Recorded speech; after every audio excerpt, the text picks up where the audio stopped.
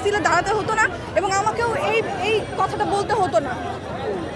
সরকার তার ক্ষমতা সঠিকভাবে ব্যবহার করতে পারে নাই। আমরা এরকম কোনো সরকার চাই না যে আমাদেরকে এভাবে মারার নির্দেশ দিবে। আমরা এরকম কোনো সরকার চাই না। আমরা এখনো কোনো স্বাধীন নাগরিক না। স্বাধীনতা এসেছিল 1971 সালে, সেটা শুধু শেখ পরিবারের জন্য, আমাদের জন্য না। আমরা এখনো বাক স্বাধীনতা পাইনি, আমরা এখনো সঠিকভাবে কথা বলতে পারি না। আমরা এখনো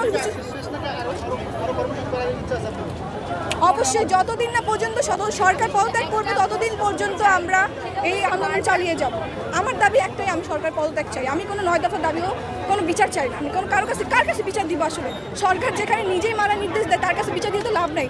সে কখনো সঠিক বিচার করবে না। আমি জানি না তারা কিসের ভয় এখনো ঘরে বসে আছে, কারণ এখন এই আন্দোলনটা হয়ে গেছে পুরো দেশবাসীর, আমাদের পুরো বাংলাদেশের মানুষের। আমি সবাইকে আহ্বান জানাচ্ছি যে সবাই ঘর থেকে নেমে আসুন। কার ভয়, কিসের জন্য